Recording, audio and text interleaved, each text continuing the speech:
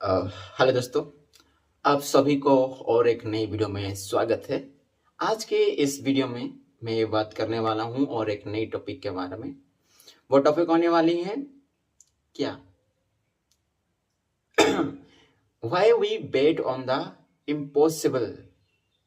जो पॉसिबल हो ही नहीं सकता उसी चीज़ में हम क्यों बेट लगाते हैं, इसी के ऊपर एक टॉपिक है और उसी को हम आज देखने वाले हैं। तो चलिए बिना देर किए शुरुआत करते हैं। आई होप आप सभी लोग अच्छे होंगे। ओके, तो इस चीज़ को जो टॉपिक मैंने आज सुबह रीडिंग करी है उसी चीज़ को मैंने इसमें लिख के रखा हूँ एंड आप सभी के साथ उसे शेयर कर रहा हूँ अभी। एंड इसे आप सुनिएगा एंड समझने को कोशिश करिएगा। ओके, अगर आपसे कोई पूछे what is the chance that the next president will be form A third party, तो आप क्या कहेंगे? ओके, सॉरी, मैंने गलत कर दिया कि मैंने किस देश की कहानी, यूएस की। सपोज हम यूएस की लेते हैं, आपको पूछा जाए कि यूएस की प्रेसिडेंट नेक्स्ट जो होने वाले हैं वो क्या थर्ड पार्टी कैंडिडेट होंगे? आप क्या कहेंगे, 20% या 30%? लेकिन जब वही पूछे आप कितने पैसे लगाएंगे कि अगर थर्ड पार्टी कैंडिडेट जीत गया तो आपको 80,000 मिलेंगे, 80,000, तो आप सडनली काउंटर हो जाओगे। लेकिन क्यों होता है ऐसा? ये ही टॉपिक आज का है, overestimation and overweighting of rare events. ये एक साइकोलॉजिकल इल्यूजन है जो हमें डिसीजन मेकिंग में धोखा देता है। डैनियल कैनीमैन, जो नोबेल प्राइज विनिंग साइकोलॉजिस्ट, एक पावरफुल पॉइंट बताते हैं। जब हम किसी रेयर इवेंट के बारे में सोच रहे होते हैं, जैसे कि कोई थर्ड पार्टी कैंडिडेट प्रेसिडेंट बन जाए, तो तुम्हारी mind automatically plausible scenario creates करने लगती है। सिस्टम 1, हमारा फास्ट थिंकिंग ब्रेन तुरंत कुछ एग्जाम्पल्स ढूंढता है। रस पेरट, राल्फ नडर, ये सब पहले प्रेसिडेंट हो चुके हैं। तुम बायस्ड हो जाते हैं बिकॉज हम एविडेंस सिलेक्ट करते हैं जो उस सिनेरियो को पॉसिबल दिखाता है। यह ओवरएस्टिमेट होती है। हम सोचते हैं प्रोबेबिलिटी हाई है, जबकि रियलिटी में it's extremely rare. The bet game, sorry.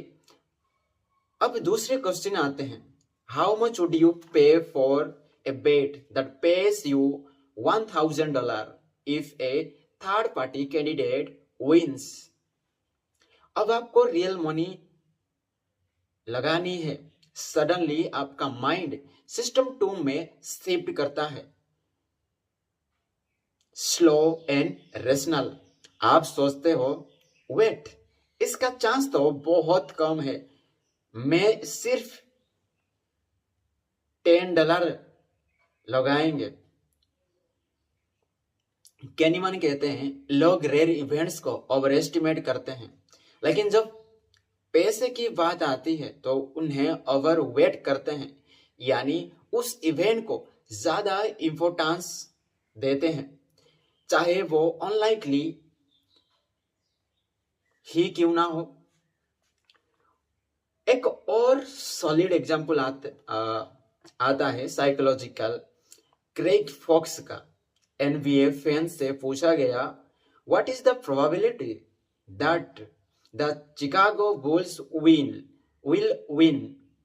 उन्होंने 8 अलग टीम्स के चांसेस असेस किए, बट जब सबके प्रोबेबिलिटी ऐड किए गया तो टोटल बना 240%।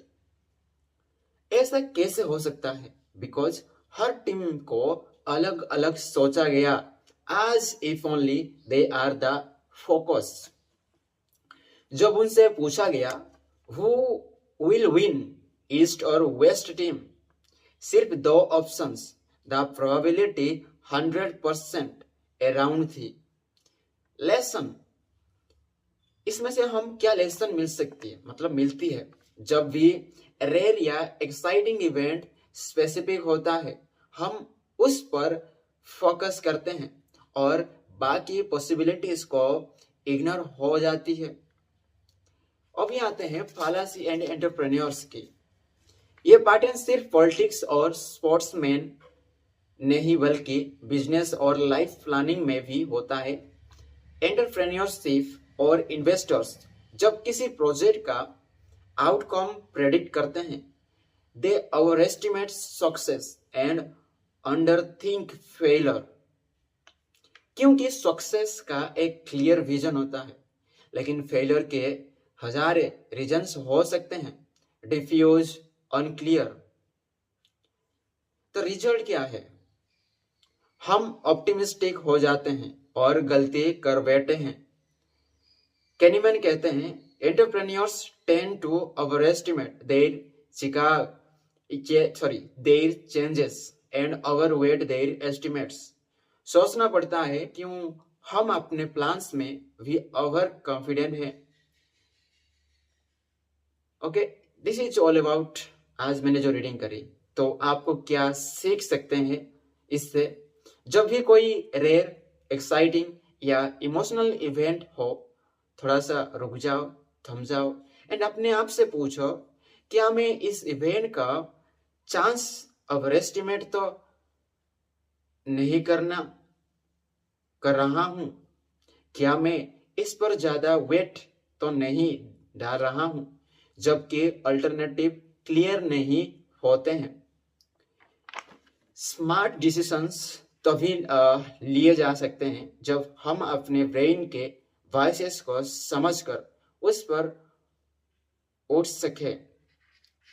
अगर आपको ये वीडियो पसंद आई तो लाइक करो, शेयर करो एंड सब्सक्राइब करो और ऐसे वीडियोस के लिए।